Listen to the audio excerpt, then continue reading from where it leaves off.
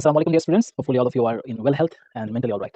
I welcome you all today's medical chemistry first paper master class, and we will discuss lecture 3 of chapter 3, periodic properties of elements and chemical bonds. The topic that we are going to discuss today is D block element. D block element is a very crucial topic because here some conceptual MCQs can easily appear in the admission test. Regarding the transition elements, you may find question in this way, like which one is ferromagnetic, paramagnetic, or diamagnetic. You may find questions like this: which one shows what color? Colorful compounds related MCQ might be there in the question. Besides, there are some complex ions. From complex ion, you need to recall 3 types of information. Their hybridization, which is also equivalent to their coordination number, their shape, and their color. Besides, you need to know number of single electron in ions or atoms. Moreover, you may also need to know the electronic configuration or any exceptional informations. If there are any exception to the informations provided or informations in the properties of the transition element, you may get some questions from there as well. So let's see how many times question appeared from this topic. As we can see, the dental admission test, in the recent admission test, we can see a question from this topic. And I think I have mentioned all the summarized important topics that you need to focus while solving the questions. Now let's start solving the question. Our first question is, which sequence of unpaired electron number is correct? This is a question that was in the exercise of Hazari sir. So it is don't think that they will generate some question for you and provide you in the admission test. It is highly unlikely. Rather, you will find conceptual questions from the exercise. So I do recommend you to solve the exercise. Now I'm going to show you how to easily answer this question. You should, first of all, you should learn 21 to 30 atomic number. I mean the atoms which got 21 to 30 atomic number. You should learn them according to their chronological order. I have already stated that in my earlier lecture. You can easily remember this in the following way. School থেকে ভাই ছোট মেয়ে পারিয়া কে নিয়ে কই যায়. School থেকে ভাই ছোট মেয়ে পারিয়াকে নিয়ে কই যায়. This is the mnemonic that I was talking about. So 21 is scandium, 22 is titanium, 23 is vanadium, 24 is chromium, 25 will be manganese, 26 will be iron, 27 will be cobalt, 28 will be nickel, 29 will be copper, and again 30 will be zinc. These atomic numbers will help you determine their electronic configuration, or at least valence shell electronic configuration. How? Let me explain. Here, as you can see, there are 2 digits. I should label it this way, from 21 to 29. If you take those digits, then you can easily tell the valence shell configuration of that atom. How? Let me show you. Suppose for manganese, we are taking 25. Okay. Now, as we all know, they are d block element and they are supposed to look like this: n-1d and ns. We actually don't bother about the n. I mean, the number of last shell is not important. What is important is the number of the electron in the valence shell. Now, this 2 will go here and we will write down 2, and this 5 will come here and we will write down as 5. See, in this way, we can easily state that this is the scenario. Actually, it will be 3d5 4s2. It will be 3d5 4s2. From this configuration, you can easily tell that here d orbital carries 5 electron only. So if it is chromium, it's not chromium, what I have taken for manganese, I mean, it is for manganese. The configuration of manganese will end like this. Now, here it is not written as manganese, it is rather written as ion. That means 2 electron left the atom. In this case, the electron will go away from the outermost shell. So for manganese ion, the configuration would look like 3d5 4s0.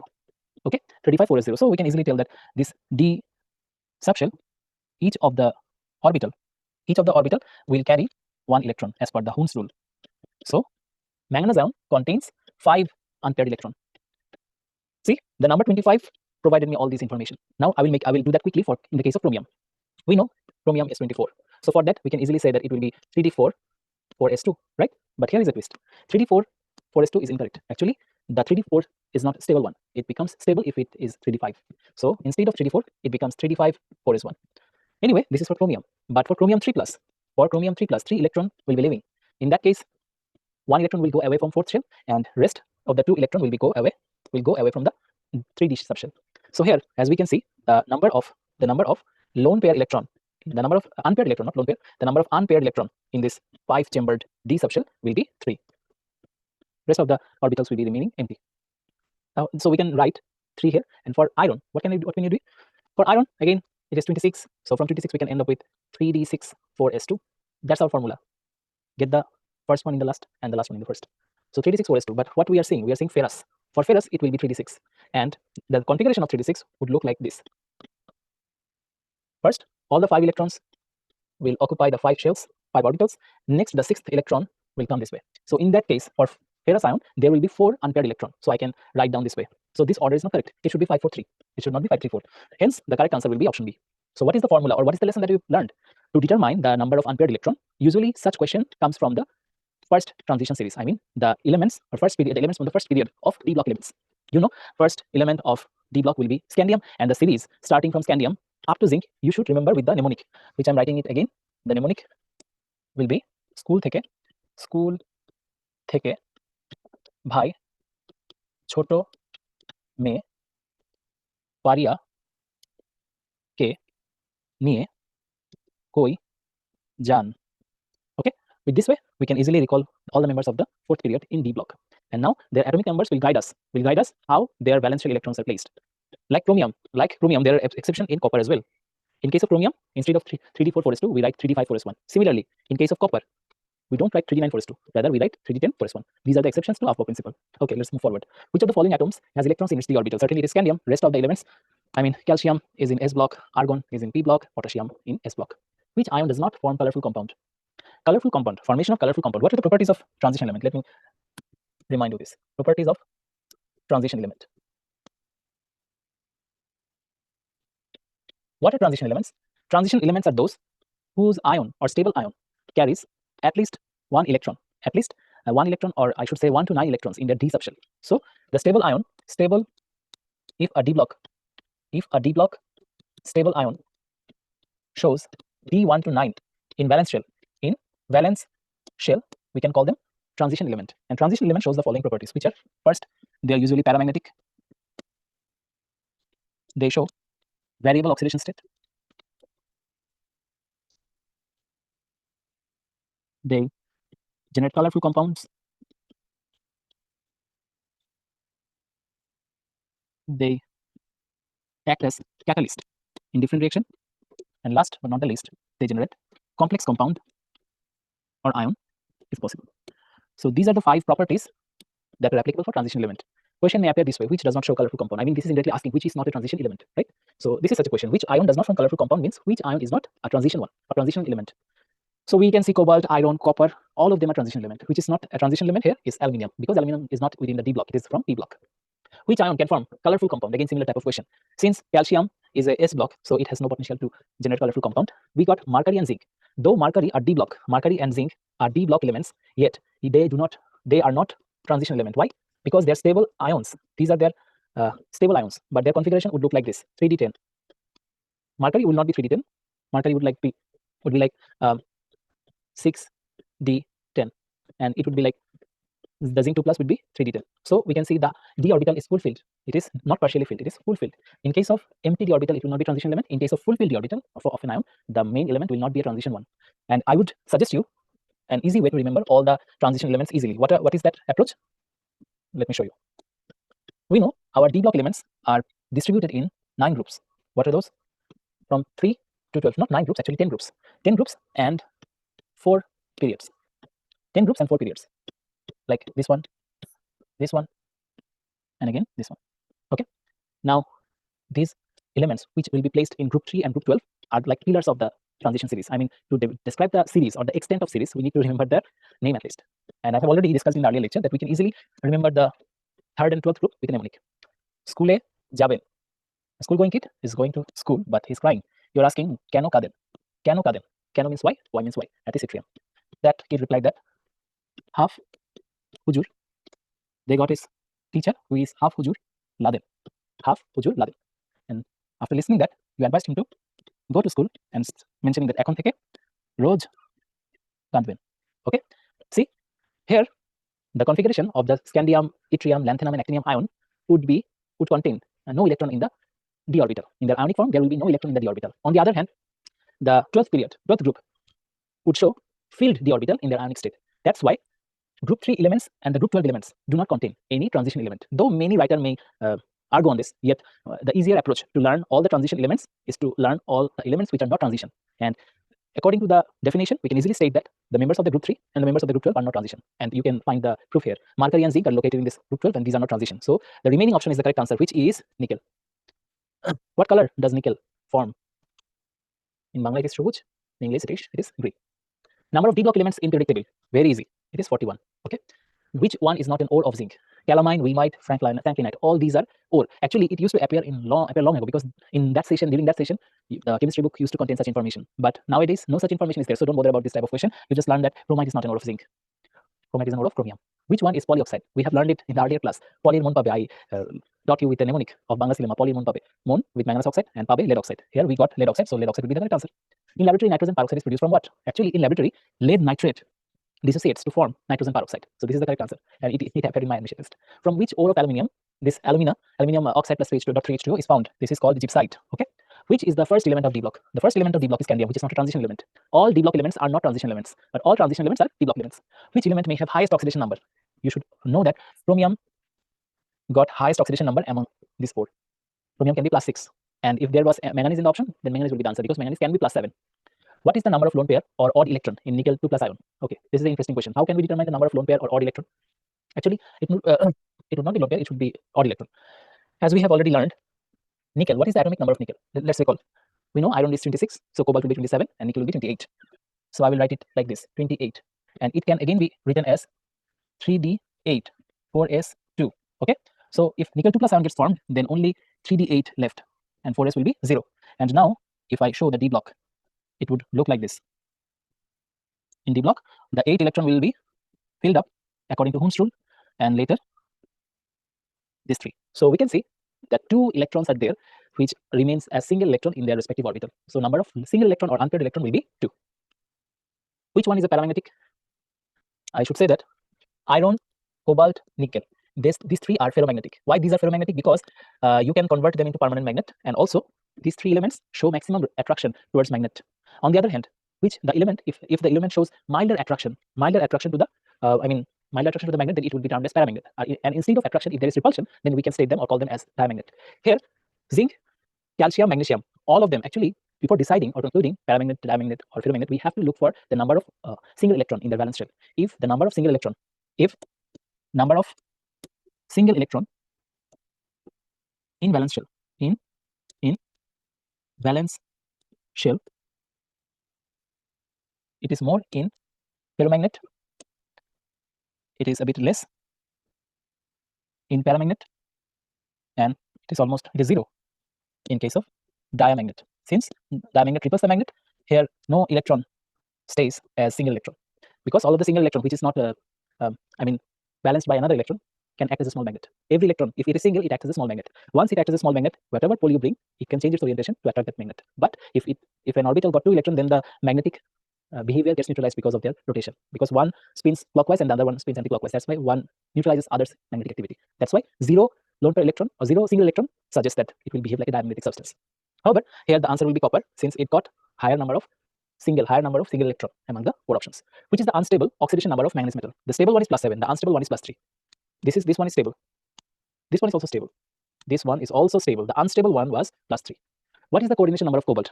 Actually, coordination number determination is very easier. You just need to count the number of ligands. You know, the agents which provide lone pair electron are called ligands. Here we can say ammonia is the ligand, and the number of ammonia here is 4. Since there are 4 ligands, one might wonder that the coordination number should be 4. No, actually there are 6 ligands. How? Because 4 ammonia and 2 chlorine are there. Chlorine is also ligand. We should also learn the strength of ligand. The order of the strength of the ligand should also be learned, which is I will be discussing in upcoming questions, but it is also necessary to learn the strength order of ligands. Anyway, here 4 + 2 will be equal to 6, and the correct answer is also there. What is the oxidation number of chromium in this complex ion? First of all, water got no oxidation number, so it is 0. This chlorine got oxidation number of -1, which will be multiplied by 2. Again, bromine got oxidation number of -1. So overall, this complex ion have an oxidation state of +1. To accommodate bromine, it will certainly of +1 charge, since bromine is of -1 charge. Now we need to find out what will be the oxidation state of chromium. Here it is -2, so -2 will become +2 here, +2 + 1 will be equal to +3. So chromium will be +3, and it was easy to find out because chromium shows usually +3 charge. Which of the following ion can form colorful compound? Colorful compound can be formed by nickel. It is already discussed. Nickel shows green color ion. Zinc, magnesium, scandium, these are not transition element. Which one is colorful compound? You should remember that cobalt chloride. Cobalt ion generates pink color. Rest of the options will not be correct. Why? Because though copper is a transition element, yet copper 2+ state will be responsible for the color. Copper single plus will not be responsible for color. The stable ion of copper is copper 2+, not copper plus. Okay, so Q+ ion will not generate any color, rather cupric ion will generate a color, and so this will not be the correct answer. And the rest of the options are not transition element. Which one has the presence of d orbital? It is very easy, scandium. Which of the following ion will be colorful? Again, nickel. How many times nickel became the answer? See, Mercury, zinc, calcium, these are not transition element. What are the orbitals with different energy in the same subshell called? Orbitals with different energy can be stated as non-degenerate, and orbitals with same energy can be termed as degenerate orbital. Which one is neutral ligand? Okay, here comes the moment where I'm going to teach you the order of strength of ligands. How can we remember this? We can easily remember this following an easy formula. Hello, প্রতিদিন আমি এখানে কেমন করে hello প্রতিদিন আমি এখানে কেমন করে this is the easy mnemonic by which we can easily recall the strength order of the ligand. How? First, halogen order can be like this: fluorine, bromine, iodine. These are all ions. So when the size of the anion gets increased, the strength of the ligand gets increased. প্রতিদিন, it means water is a bit like a bridge between the strong and weak ligand. After that we get amine, we get, actually not amine, we should say ammonia, then ethylene diamine, cyanide, carbonyl. That's how we state the strength of, actually the order is not perfect. We have to change the arrow direction. Rather, I should write down again: fluorine, bromine, iodine. Okay, so it will look like this. It is water, which is stronger than those halogen. Then ammonia is stronger than water. Ethylene diamine, which is in short can be written as EN. Camon stands for cyanide, and core stands for carbonyl or carbon monoxide. So in this way, the strength of the ligands can be remembered. Anyway, here the question asks about neutral ligand. As we all know, carbon monoxide was a neutral oxide. That's why we can easily say that this is a neutral ligand. This is a neutral ligand. And also, rest of the ligands are charged. This is not a charged ligand. In that case, it is also a neutral one. What is the oxidation number of the central atom in chromate? This is very easy. If you consider the charge of chromium as X, then you need to multiply it with 2 plus 7 into minus 2 will be equal to minus 2. I think you can easily come to this. And if you can come to this, then the rest of the calculation is more easier. It will be 2x, 14 minus 2. So x will be equal to plus 6. So the correct answer will be D. Which of the following compound is reductant? They are oxidants: potassium permanganate, potassium dichromate, ferric chloride. These are oxidants, famous oxidants. Here stannous chloride is a reductant. Okay.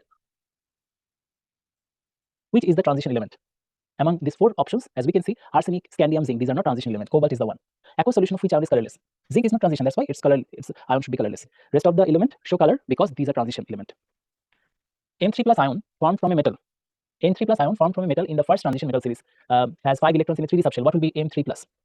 Okay, what is it? It is asking that M3 plus ion formed from a metal in the first transition metal series. First transition metal series means period 4. Has 5 electrons in a 3D subshell.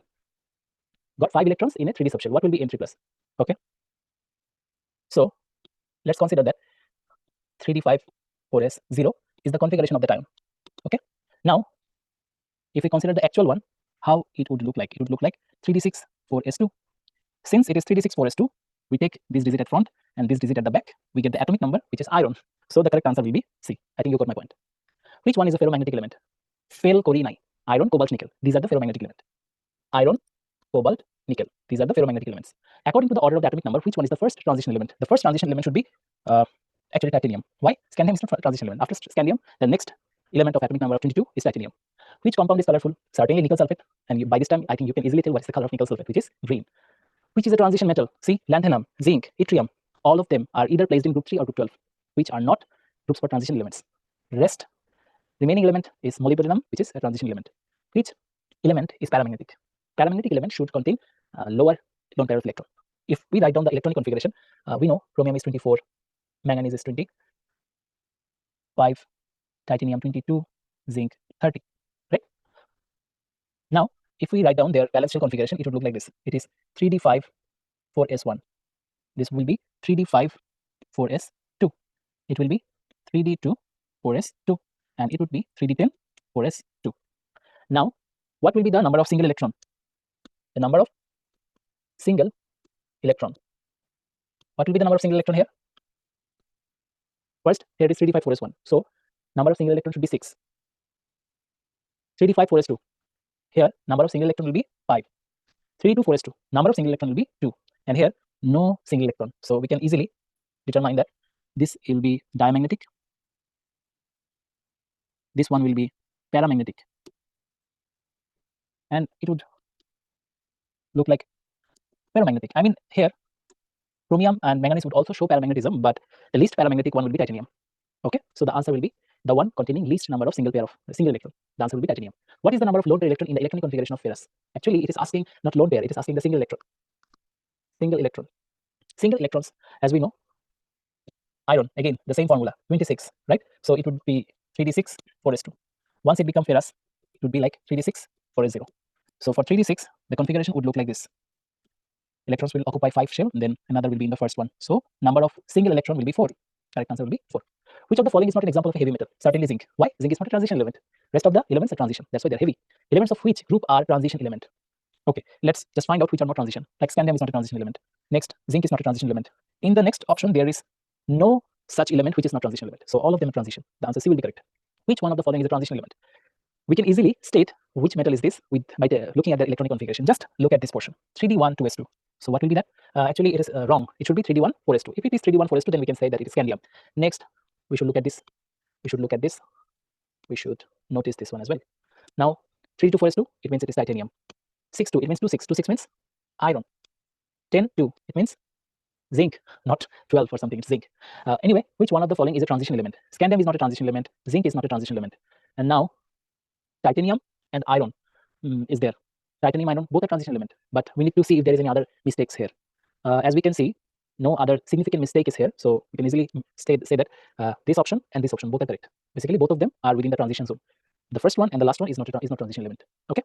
Now let's jump into the 37th question. Among the transition elements, the element having diamagnetic property is zinc. As we have discussed earlier, zinc got no single electron in the atomic state. That's why it acts as a diamagnetic. I mean, it repels the magnet. What is the coordination number of the transition metal in complex compound? Coordination number is equivalent to the number of ligands.